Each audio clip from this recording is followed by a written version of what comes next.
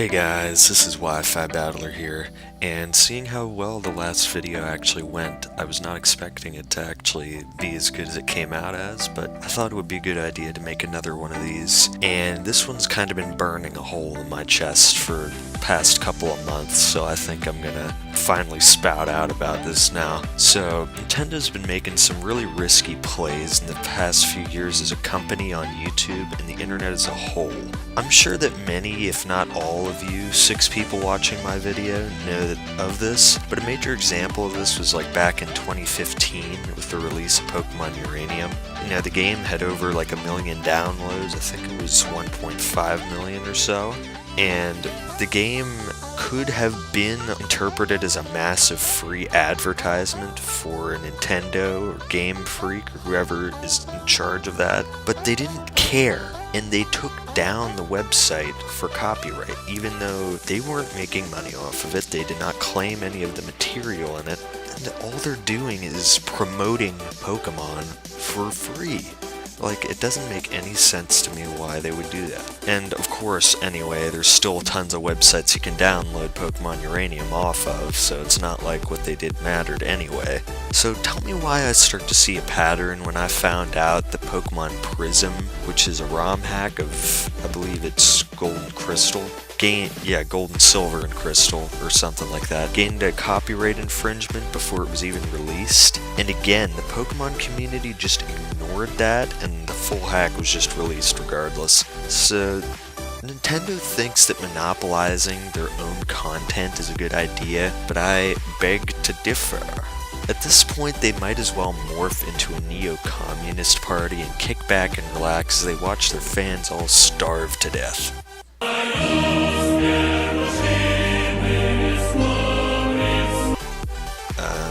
Too much? Yeah, those memes are getting to me. I'm just stalling. You're welcome.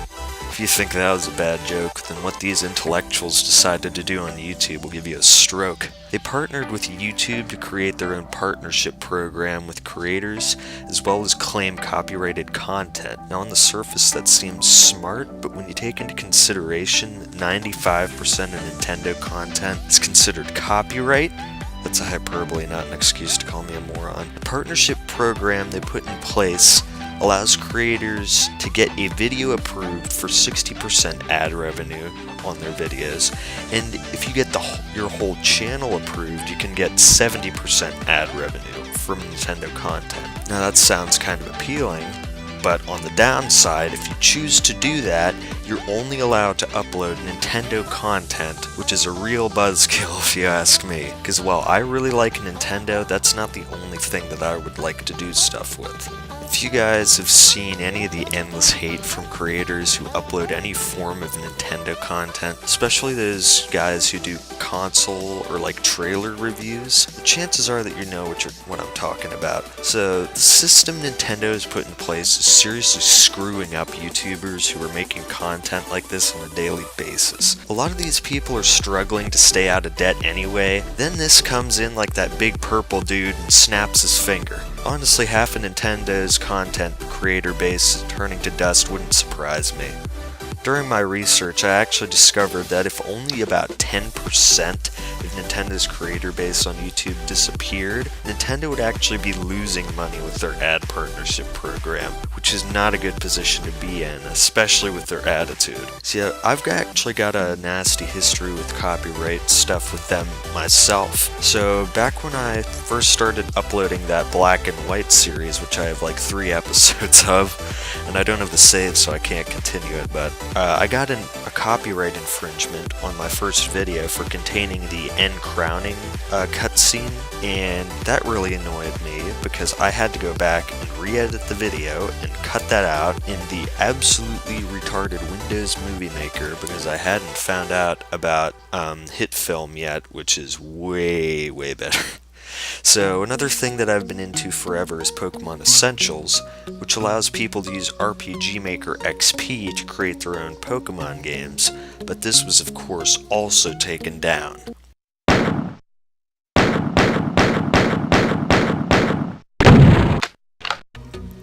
And the stupid part part about this is that people can't even really create a legal battle against them, because what Nintendo likes to do, if they know that people are staying within their legal boundaries, is they just deadlock them out of it, because there's a certain date that they have to bring it into action by, and if they just do not do it, then they can just leave it be and just totally ignore the person and just leave them with that copyright infringement so that they can't upload their content. And people are not even like using gameplay trailers with all the audio and stuff in their videos.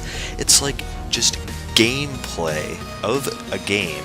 Like Breath of the Wild, for example, is a really bad one with copyright, and they don't even use audio sometimes. Like, it's just background for their videos like I do with these. That's all it is a lot of the time.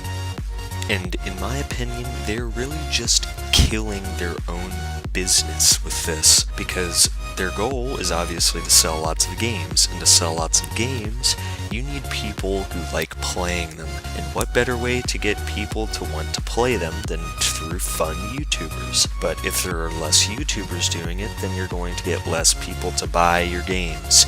Do you not see what's going on here, Nintendo? Nintendo's been one of my favorite game companies for a long time, probably just above Bethesda, because Fallout 76 was a terrible disaster for them. But in a way, like, Nintendo just like doesn't seem to like what they do anymore, because all they do is hurt themselves. So I'm a 14-year-old, I've got no say in this. You guys have any opinions on this and would like to share them? Tell me in the comments below. And I'll see you guys next time. Peace.